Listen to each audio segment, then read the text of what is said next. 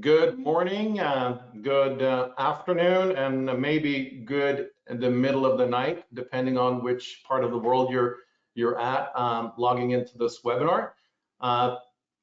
It's awesome to see that we have a great audience here today, and help me in doing a big virtual welcome to Matt Ray from University of Alabama, who is here to talk about Overspeed training today. Good to see you, Matt. Thank you for the invite, Peter. Yeah, no, it's really awesome to have you on board. We can't say thank you enough to you for preparing and agreeing to do this talk today. There's a lot of interest in what you have to say, and yeah. As you see here, Adam and Ola are also on board, my 1080 colleagues. Hi guys, how you doing?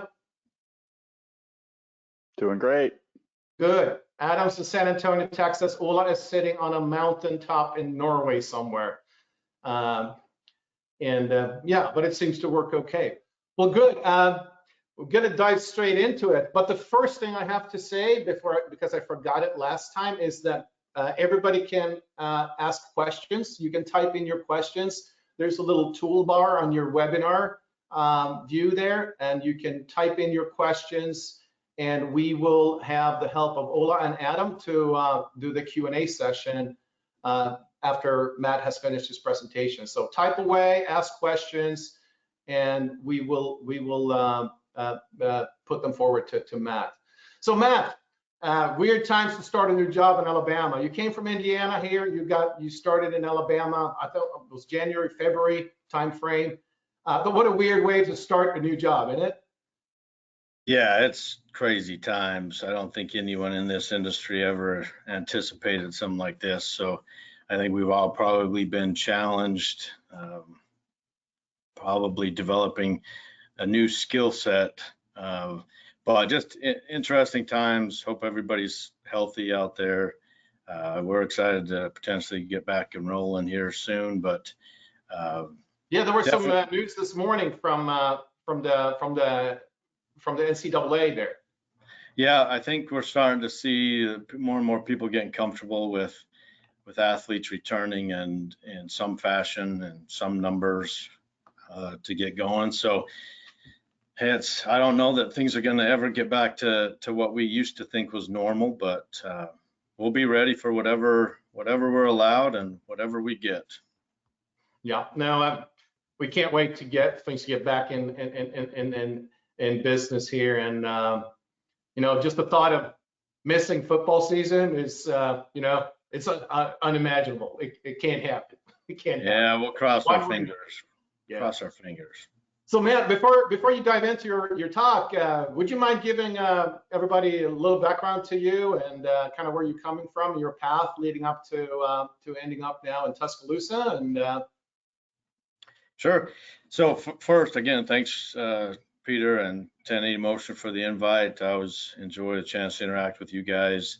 Love the product. Don't get paid to say that, so I don't use it if I don't like it. So it's been a game changer for me, and I appreciate the fact that you're doing these free webinars. It's a good time to share some information, and glad that we were able to make the time work. I've got an interesting background in terms of sports science and strength and conditioning. At least I think it's interesting because back when I was a graduate student at Arizona State, what we now know, I mean, sports science has been around forever. It actually isn't anything new, but the types of job opportunities that I'm in now and that are becoming more and more prevalent in sports just really didn't exist back then. But actually, my interest in education, so I grew up playing multiple sports. I was a terrible college football player, but I was very interested in performance and performance enhancement, and strength and conditioning was a key factor in all of that. But as a graduate student at Arizona State, I had hair back then, so it was quite a while ago. Got really interested in any method that would enhance performance, and speed was one of the ones that I saw the most value in, so started studying different aspects of speed back then. Have worked as a full-time faculty member in academia, but I always have enjoyed having one foot in the field, either as a consultant or as a full staff member. Dave Ballou, who's the head strength and conditioning coach here with me at Alabama now, he and I teamed up at the IMG Academy 4 or 5 years ago. He went to Notre Dame, got me to come with him to Indiana several years ago, and then a couple months ago had the opportunity to come here to Alabama. My primary role right now is a mixture of sports science and sports conditioning.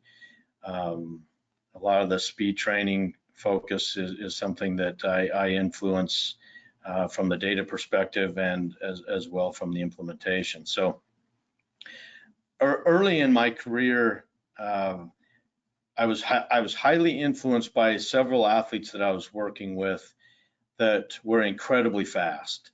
But relatively speaking, in the weight room, they weren't that strong. And that was kind of a jogging moment to me to something that I think a lot of people already knew in speed development, that strength wasn't that big of a factor. And that changed. So that changed my perspective on studying speed in general. And I started looking intently at the nervous system. How the nervous system controls performance, how it governs things like speed, all of the different protective mechanisms that it has in place to prevent harm or to limit performance in a way that keeps the athlete or the person safe. And also how trainable it is. It's incredibly trainable if you do things the right way. It's very sensitive to different stimuli. It responds very differently based on those stimuli. So I spent now almost 2 decades of just studying those different components, and being able to work in strength and conditioning and be involved in sports science has been a great avenue for me to gain access to very highly trained athletes and training across the developmental phases. But my focus is really the nervous system. I think that's important for everybody to know, and the context to it, so that as you hear me say certain things, you are able to interpret it based on really that focus or that context. I'm heavy into research. I love research. It is important to all of us. It should be.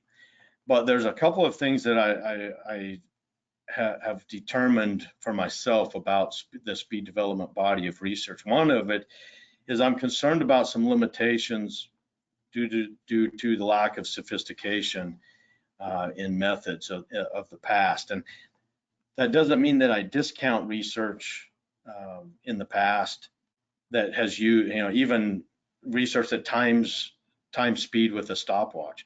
I'm not going to completely discount it, but now that I see the technology that we now have access to, I start to ask questions that I asked a long time ago, and I'm asking them again because I want to see what new technology tells us to make sure that maybe we haven't missed something in the past. The other part of the sophistication is in the training stimulus. And the best example I can give you is, we probably all tried overspeed training with bungees. And I always have sat there and wondered, is what we're doing really appropriate for that athlete? Is it too much? Is it not enough? I don't even know how much stimulus there is on the bungee when they're running, and that changes so much that I just don't have enough control over it to have in the past felt really confident in using it and testing it and coming up with progressions that would be safe and effective. So I think, when I say I think the sprint's a game changer, that's why. I get control, I get sophistication, and I get data that I just have never had before. And therefore, I feel like I've learned more in the last 2 years about speed development than I did in the 18 years prior to that. And again, it's just the age we're living in as technology moves so fast. The other thing that I'm challenged with, because I work with highly trained and very fast athletes, is the lack of data in the literature on that population. And it's very difficult for me to take data from other populations and apply it and implement it with my athletes, not knowing for certain if the same results apply. But even less data exists across the developmental phases. I think that presents a couple of challenges where, we can't be too quick to discount certain methods that haven't been tested or shown effectiveness in one phase of development, or be too quick to take methods that have shown effectiveness in one phase and apply it to the other. I think we need to be a little bit open-minded as we start to see research and data emerge on different phases. But the ultimate for me, and I've got a pretty good network of athletes now that I started working with when they were in high school. Several of them are now into professional sports. And so I've got data across these different developmental phases, and that's been incredibly valuable to me to see. But all of that leads to this point that I think we need to consider. We all maybe talk or hear about evidence-based practice. And in true evidence-based practice, you don't do anything that is not completely founded in the literature. Every method, every approach has been tested, and there's sufficient research evidence to support it. But especially in speed development, we don't have that, nor do I think we ever will. So instead, I use an evidence-led practice approach where I look to research, I look to data to guide me in terms of decision-making in different concepts or principles that are solid, that are sound, but may have not been applied in the way that I'm currently applying them in speed development with highly trained athletes. But I'm still using that evidence and that research to guide my process. Keep that in mind as I kind of talk through here, because you're not going to see too many citations to stuff I'm going to say today. This is definitely an evidence-led approach. Before I go into some stuff that I think is a little bit complex, I hear a lot in our industry about keeping things simple. A moped is really simple. It's also not nearly as fast as a high-performance road bike. To me, complexity does have value. It does provide opportunities for higher level of performance. The problem, though, is when you can't handle the complexity. So the complexity itself is not the problem. It's one's readiness and ability to handle that complexity that can result in issues. I disagree with the approach of keeping everything simple. I think that prevents human growth. It prevents our athletes from advancing to their full potential. I think we should be challenging ourselves and our athletes to handle more complex things. But also seeing some of the silly arguments and things that people just can't get over in our industry.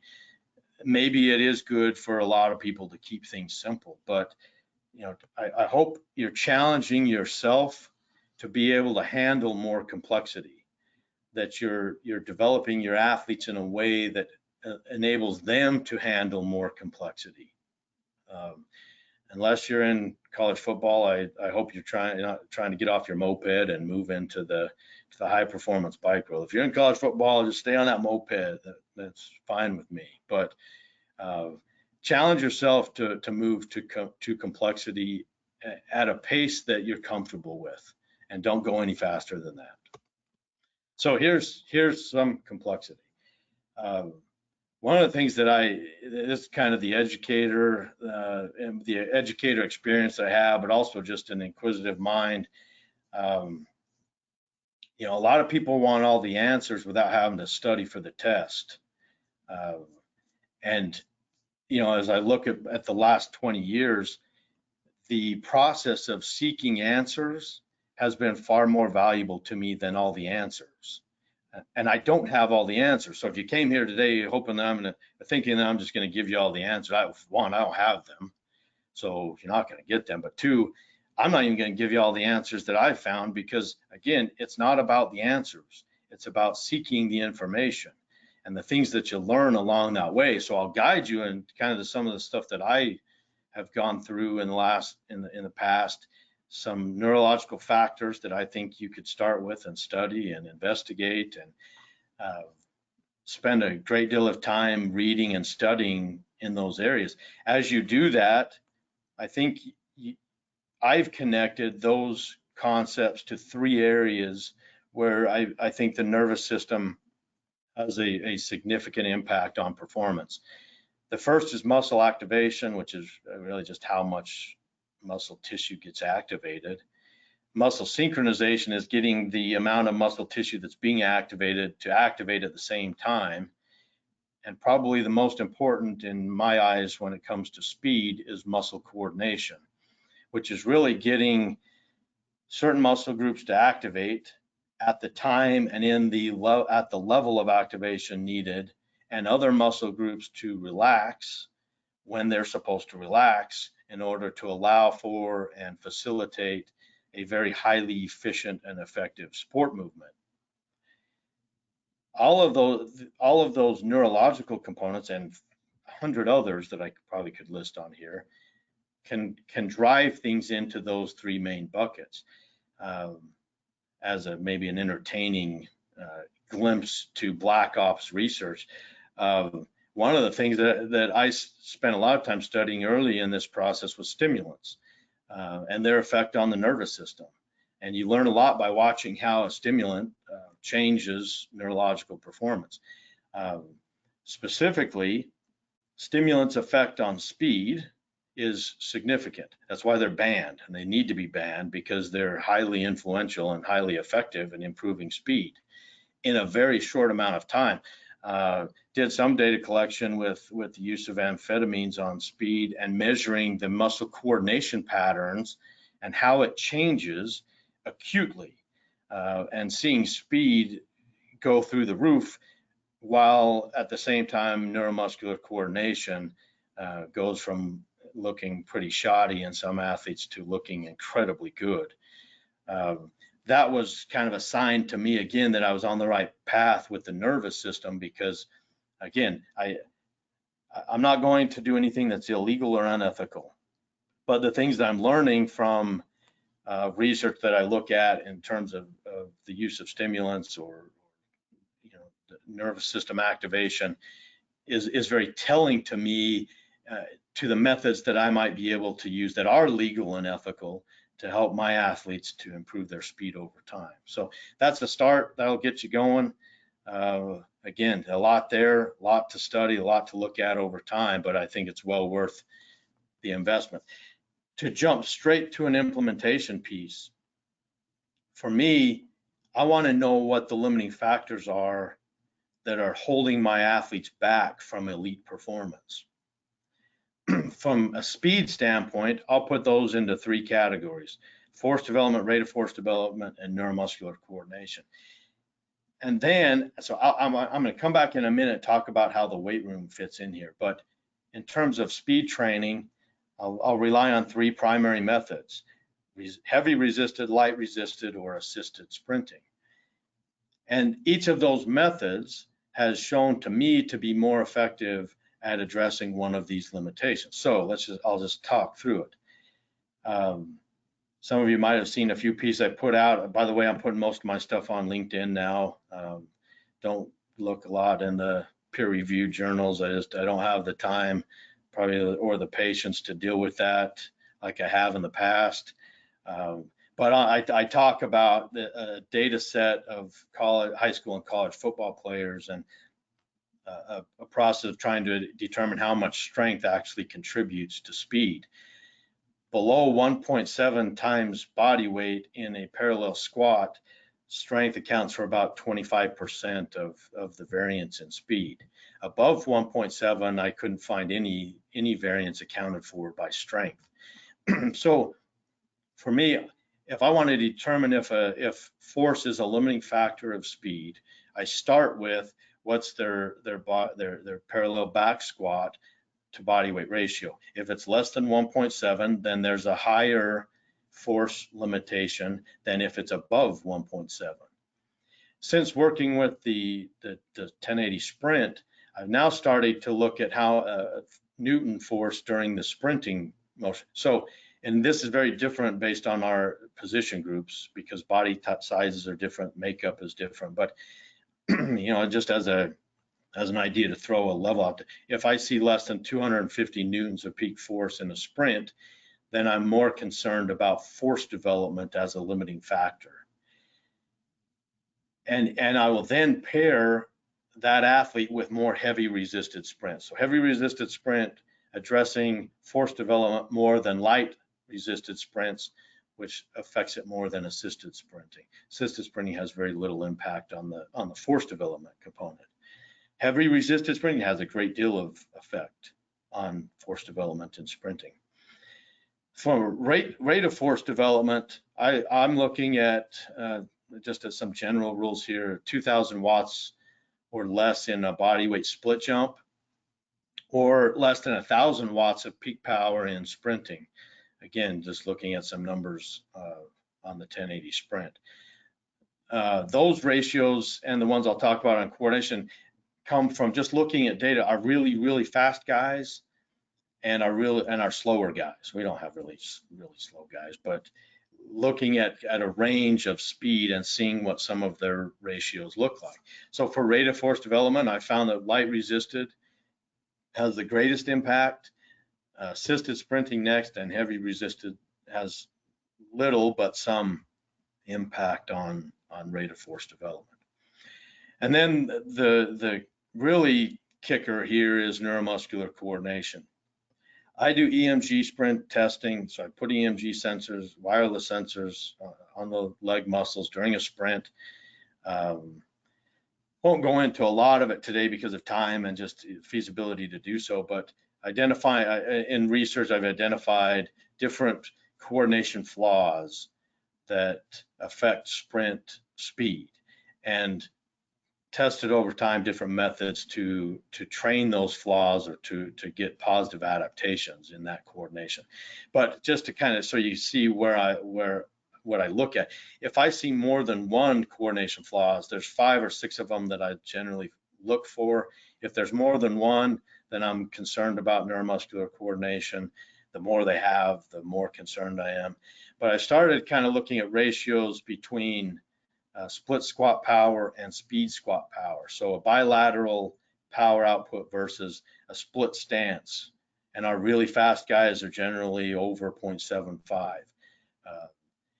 Or I'm looking at now some single leg vertical jump to a vertical jump power ratio. And our really fast guys are generally over 0.6. So what I'm assuming, what I'm kind of using a step-by-step process of thought here. If power is low in a bilateral speed squat or a vertical jump, then power is the limiting factor. But if there's good power in that, but not as good power in a split stance or a single leg, then I start thinking, okay, this might be a coordination pattern because those single leg split stance exercises are more complex from a nervous system standpoint. So just trying to extrapolate out some of these concepts, but if I see an athlete that I have concerns about being neuromuscularly coordinated, I'll use more assisted sprinting. Shown very good effectiveness in altering some of these coordination patterns. Light resisted is second to that, and heavy resisted last. So you kind of see this process. Now, we're training all of these things all the time. Our athletes are also doing heavy, light, and assisted all the time. But what changes is the focus, the amount of training volume will be routed higher in the areas where we determine there's a limiting factor. That process, just trying to tailor the training program to the athlete to make sure that they're getting a stimulus that is most effective or is addressing the most important limiting factors. Now, if you don't know, or you can identify what the limiting factor is here, the general approach, you just train everything, which is fine. That's an approach. It's not as complex or sophisticated as doing some measurements, trying to separate athletes into different focal points and addressing those limitations individually for each athlete. And by the way, is vastly more effective when you take the complexity up a little bit. But we're always training all three of those. We're always using all of these methods. It's never one or the other. I hear a lot of debates about resisted sprinting against or assisted sprinting. It's not one or the other. It never has been, and it never should be. But I might have an athlete that I route to more resisted sprinting and another athlete that I route to more assisted sprinting, because I know that the adaptations will be different, and I know that those athletes need a slightly different stimulus in order to reach maximum performance. If we go one step further, here's kind of the step-by-step process to this. Now, we measure strength and power in a lot of different ways. In the weight room, we do that with elite form and with a couple of jumps, some jumps on with the 1080 sprint. We look at the way in which we look at the data is important when it comes to speed development. As I've kind of discussed in that last slide, that what we're trying to do is find signals from the athlete, from the data, that says that a certain athlete needs a different stimulus. So whether it's just looking at variables by themselves or looking at ratios between variables, you can learn a lot just by sitting down and looking at data and staring at data for lengthy periods of time and thinking about why the performance that you see either in data or on the field is what it is based on the data that you're seeing. We also do a 1080 sprint test to look at some acceleration and some speed profiles. I think there's some good data there. And as I said, I'll do an EMG test during a sprint, looking for coordination flaws. Then we go to assignment. So an athlete who is strength limited will get a greater strength focus. But if an athlete is incredibly strong, we're not going to just put that athlete in just as much strength development as the other guys, because we're going to move to something that might be more limiting to him. We are in the process of separating out acceleration and top speed. Football is more acceleration than anything, so we've always focused on acceleration. The top speed stuff usually gets more of the attention in recruiting and in the medias, but a lot of our focus is acceleration. But for a guy who has really good acceleration and not great top speed, it doesn't make sense to us to just get him working more on acceleration.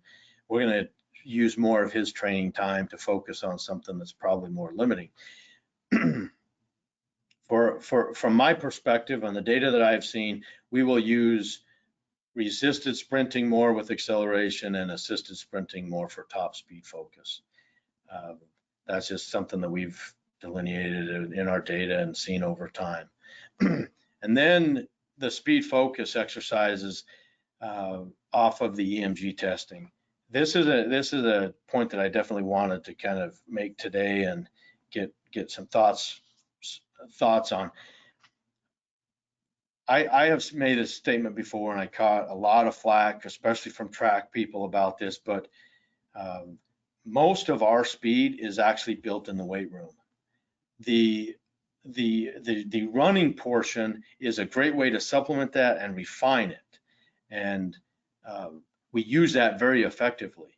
But I think one of the biggest mistakes in speed development is underutilization of the weight room. Unfortunately, I've been in the field. I know what happens in a lot of weight rooms, And I will admit that there's not a lot of speed development going on in the weight room. But it's not because the weight room's the problem. It's because what's being done in the weight room isn't as effective as it could be. Going into the weight room doing heavy, slow, bilateral exercises over and over and over again is not developing speed.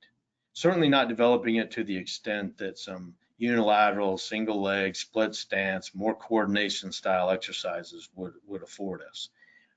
But the bottom line is there's a lot in there that is very, very effective. And we're getting a lot out of there. But as I mentioned before, it absolutely does affect the methods that we will use in our sprint training. Overspeed training, and from my data and my experience, is an incredible stimulus to improve muscle synchronization and coordination. It's and the brain loves learning this process through having to feel it. I'll jump to coordination because that's one that might be the biggest impact. Co-activation is really was when an agonist and an antagonist muscle are contracting at the same time. So in running, you can obviously envision the quads and the hamstrings contracting at some level against each other is going to slow an athlete down. Overspeed training is a great stimulus to decrease that co-contraction. But it also is a great tool for improving left to right patterns. There's also a lot of debate out there, a lot of arguing about asymmetries. And I hear a lot of people talking about asymmetries are normal, that even really fast athletes have them, so it's normal, don't worry about it. It's not really something that we should be focusing on. In reality, it might be very common, but it's not normal. And as I've seen asymmetries in any way improve, speed goes up. So we do a split jump test and we look at left to right power production. We do a single leg vertical jump test. As asymmetries get smaller, speed goes up, regardless of whether or not power improves or not. So I'm convinced at this point that the brain does not like asymmetries. If we can get rid of them or diminish them, the better. But it absolutely is something that we should be focusing on. And I have seen coordination patterns that are very different from left leg to right leg. And as that changes, I see speed improve. But that speaks to the level of complexity that I think the nervous system, and I guess at this point we would go into a neuromuscular system because it's kind of a combination of factors. But that speaks to how sensitive and how complex motor recruitment is, and motor activation is a very complex thing. And being able to see differences and see how they change over time has been very, very eye-opening to me. So I get an athlete, I identify that he is a neuromuscular coordination limited athlete. Therefore, I'm going to route him to more assisted sprinting. The goal being pure overspeed, not just using assistance to get them to maximum speed. So here's the process. And this, again, don't go out saying, oh yeah, we've got Alabama's sprint training program, because this is the template that we work with. This is the process that we talk through. But we'll do speed testing on a weekly basis. In weeks 1 and 2, I'm working off of this program. 2 weeks at 5% overspeed, another 2 weeks at 10% overspeed, and then a 4 to 8 week rotation where they drop back to 5% for one workout, up to 10%. And then if they're handling the speed well, and I'll talk about the data that we kind of look at to make that determination, we're going 15 to 20%. I have actually in some pilot testing taken some athletes who are really comfortable at 20%, over 20%. But at this point, until I see great value in going beyond that, I'm not going to do it. But I'm sure there's some out there right now thinking, boy, 15, 20% overspeed is a lot. We only go there, again, if the athlete is comfortable with it and the data are suggesting that they're handling it well. I will put EMG sensors on the athletes during their 15 and 20% overspeed workouts. So I have eyes on some data to look at the patterns. And there are signals in there that I can see when subconsciously or consciously the athlete starts to get really uncomfortable. And therefore they would not progress further if they're not ready for that. And they would just stay on a 5 and 10% overspeed if that's what they're comfortable with. The other one that I look at is observationally, and I'm not looking at running mechanics. Obviously, if there's something gross and dangerous, we're going to stop and we're going to deal with it. But generally speaking, as I put athletes into overspeed, running mechanics get better and better and better. And I think the brain's learning what it needs to do in order to sustain that speed. But what I really look for is anxiety. If or when the athlete starts to report or demonstrate some anxiety, braking is a good sign that they're starting to get a little bit anxious, and you can hear it and you can see it. But even just in talking to the athlete, I explain it to my athletes that we're looking for an optimum overspeed, and it doesn't make sense to go beyond that because now we're not optimal. We're just increasing risk for less value. So they understand where I'm getting in. By building that connection with them, I've had good success with athletes being very honest with me and telling me when they're starting to feel anxious. To me, that anxiety is the first sign that it's just too fast. The brain's not comfortable with it. And if the brain's not comfortable with it, it's not going to adapt to it. So we're going to stay in a range that challenges the brain to adapt, but is in a safe and comfortable range for that athlete. By the way, I've never had an athlete fall during overspeed training. I have had one. It was back with bungees. I don't even really consider that overspeed. He wasn't paying attention. The athlete in the front took off running. He was messing around. The athlete in the front was very big and strong and pulled him over. We all laughed at him. He got up. He was embarrassed and started paying closer attention during workouts. But I've never had an athlete actually fall over when we're doing these speeds. So I think the process of being mindful of how much overspeed the athlete's able to handle and gathering some information during the process has been very useful in preventing those kinds of things from happening. But the other thing I think that keeps us out of trouble is my understanding, and hopefully the athlete's understanding, that more is not better in this case. It's getting to an optimal range that helps this process to happen at the best rate. Beyond that is just risk. So by keeping that mindset, I think we've been able to stay out of trouble. I do see a pretty good amount of difference in how much and in athletes and who is comfortable at what speeds. We've got players that are really comfortable at 5%, but if I put them to 10%, I start to see some anxiety. So every once in a while, I'll expose them to that, hoping that they're going to learn it and feel more comfortable, which they usually do. But I'm going to stay in a range that's fairly comfortable for them, versus others who they're running at 20% overspeed, never felt better, love it, they want to go higher. I just prevent them from doing it. So there's a wide range. There's no set pattern that just says everybody's going to do this amount of overspeed. It's tailored to the individual. Another thing that I was going to mention, but I think I'll do it here in just a second, about resisted and overspeed stimuli. Now talk about volume and density of workouts. The plan, it all depends on readiness, and it all depends on the period of time in the season, and it all depends on how much coordination they need. But generally, we're talking 1 to 3 overspeed workouts a week. readiness to me is soreness and fatigue. I don't use heart rate variability. I don't use a measurement. I'm asking the athletes about soreness and fatigue. If they're telling me that they're feeling good, I'll watch them very carefully during a warm-up. Usually I can see if they're getting tight and sore and struggling. But again, I've built some confidence and some trust with the athletes that they understand that if they're feeling really sore, it's not going to be overly productive to go and try to do overspeed. But 1 to 3 sessions a week.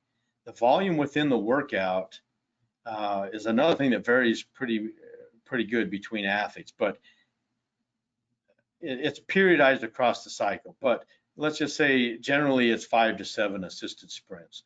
We stay between 40 and 60 yards on these, but what I tell the athlete is we're gonna go until you get tight, tired, or bored. And this is kind of an interesting one. So if after the first sprint they feel tightness, unusual tightness in their legs, they're done. I'm not going to risk it. We'll live another day, run another day.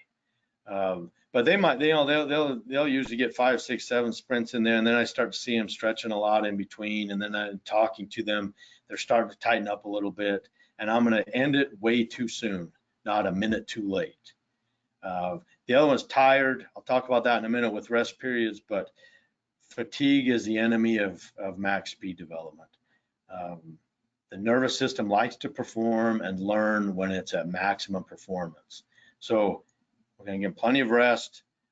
If they start getting tired, even with plenty of rest, then that's the sign that we need to stop. And then the last one that's kind of an interesting that I've worked with for some time now and getting comfortable with is boredom. To me, boredom is just a sign that psychologically they're not in an optimum state to train. Now, some of you might be working with high school athletes and you're probably sitting there saying, well, I got about a 30-second attention span with some of these kids, and so I need to get as many sprints in as I possibly can before they get bored. I acknowledge that there's a pretty significant range here in athletes, even at this level with elite athletes, that boredom sets in sooner with some athletes than others. But what I've told them is once you start getting bored, once again, it's a signal to me that psychologically and mentally you're not in the right state for max speed development. And again, we got a lot of differences, but you know that's kind of the thought process that I go through in trying to determine what's the optimum volume in a given workout. Note that we will do a regular sprint in between every assisted sprint. We also do that between every resisted sprint as well. And the idea there is to try to encourage transfer. So there's a lot of rest here. These workouts last a fairly long period of time. They're lengthy, somewhat challenging workouts. If you're not allowing, and I have athletes that recover faster than 5 minutes and they don't wait the full 5 minutes. But when I say that generally rest periods are 5 minutes, it's to demonstrate to you the amount of time that it takes between sprints to really recover enough to get the most out of this training. And this training session is about max speed development. It's not conditioning. There's no metabolic aspect to this. It is purely, it's neurological. It is high speed max out training. And I gotta have enough rest in between to allow that to happen. And if you're a coach that struggles with this, and I've worked with some of them and I've said what I'm about to say to them, if you can't handle that much rest and that makes you so uncomfortable to see athletes sitting around recovering and spending that much time in recovery, and you just want to blow the whistle and run them into the ground, you need to fire yourself from speed development. Don't go that day. Let somebody else handle it. You know, if you want to come on days when you're going to do conditioning, you handle it. That's fine. That's the day when you build up fatigue and you make them challenged. But if you can't allow the athlete to recover that much, then you're the problem with your speed development program. And you've got to check yourself enough to get out of the way and allow that process to happen correctly. That's all I'll say on that. Okay, last little point. Here's a weekly format. Once again, don't go out and say, all right, we've got Alabama's weekly format. We're going to replicate this, because first of all, this is entirely towards speed. If I was working just to maximize speed, this is the approach that I would take. This considers nothing like school schedules and training for other physiological variables that affect a sport. This is just speed. But I want to show you the kind of the thought process that I go through to come to what I would consider to be the optimum format, and then work to adjust from there. We're going to lift 4 times, we're going to run 4 times. Coming in on Monday, I consider that the best time for us to do our most powerful, our fastest times. I hear a lot of talk out there about how athletes aren't recovering over the weekends. Well, unless you have data to show that, be quiet about it, because I've got data that shows that our guys are very good at recovering. And this dates clear back to some high school teams that I've worked with. They might stay out late. They might do things that they're not sitting around on the Normatec 24 hours a day, but that doesn't mean that they're not recovering. So I've got data. They come in, they're in a good spot Monday morning.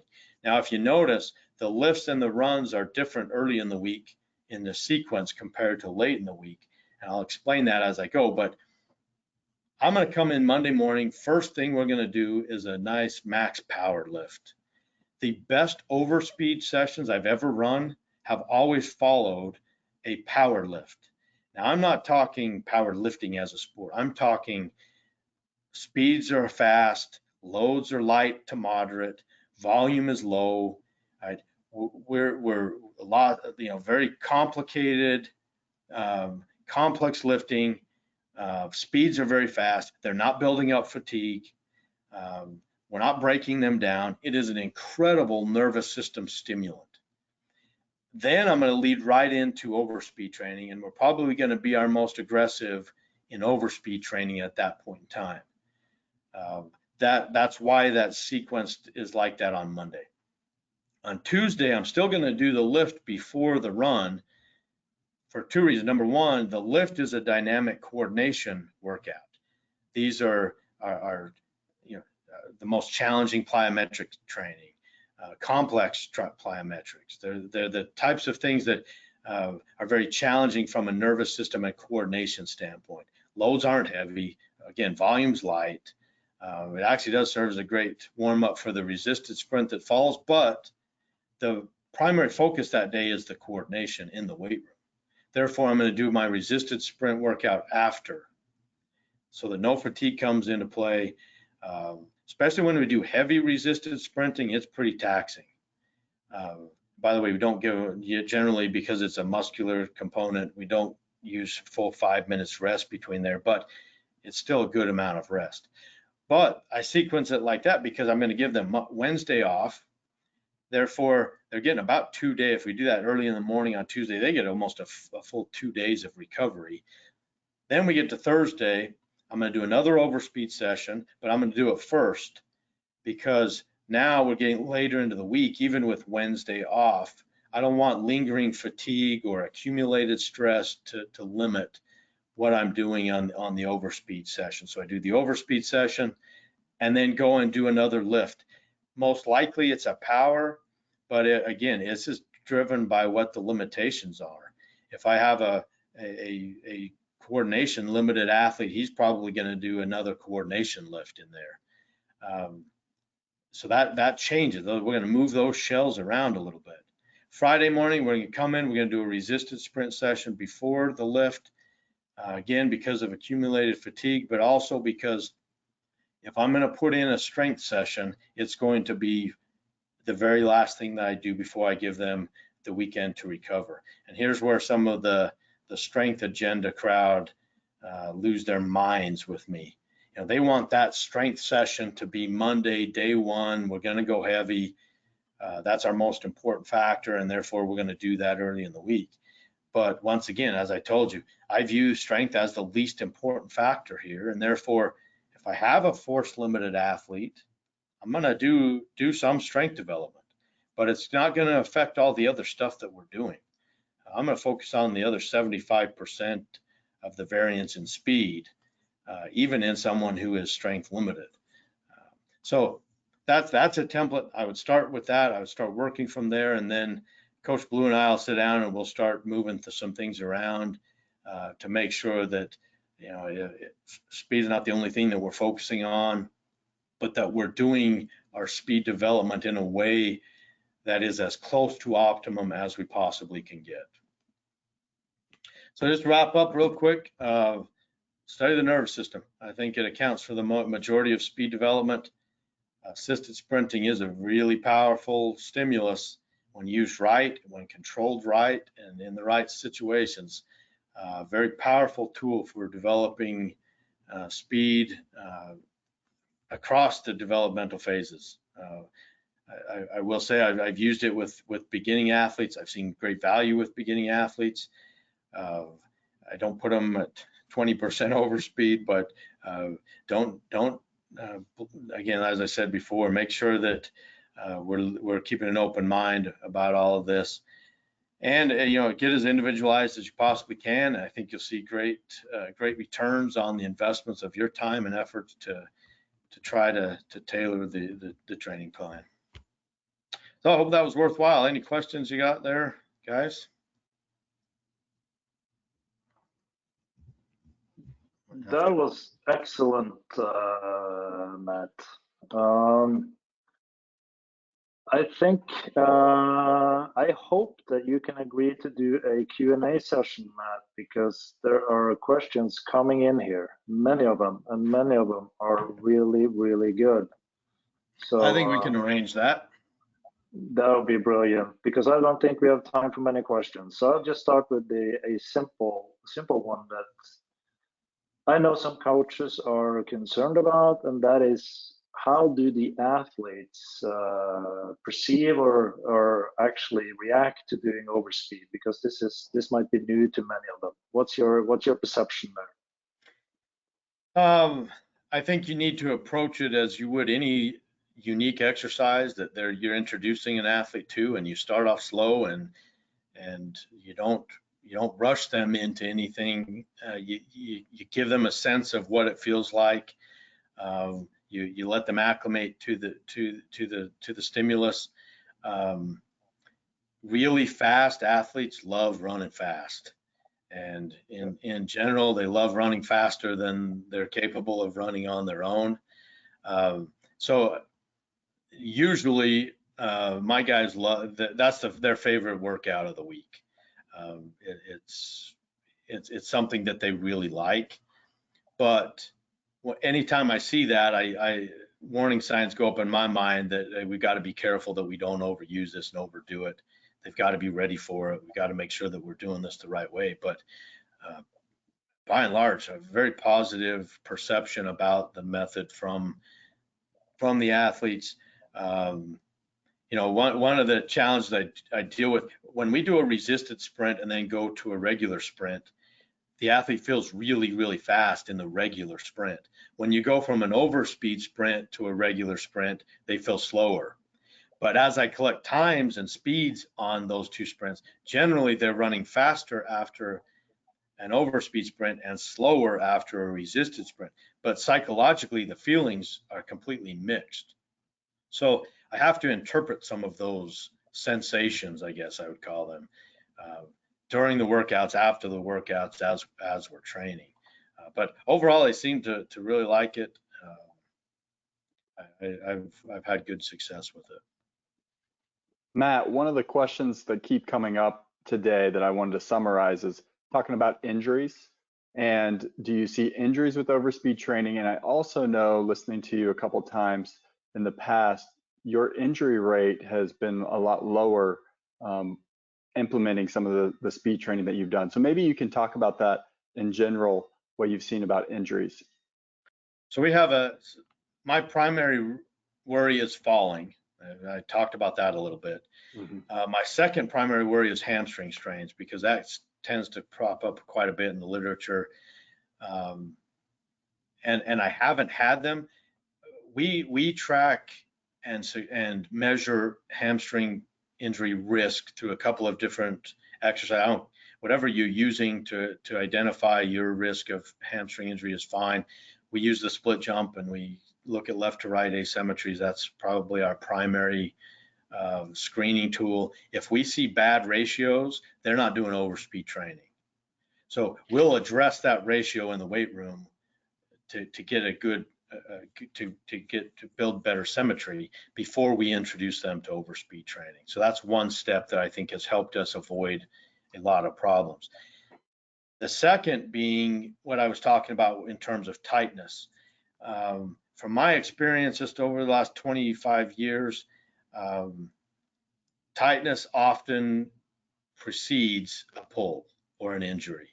And so what I'm trying to do is watch the signals coming that something is about to go wrong, and you can't prevent everything.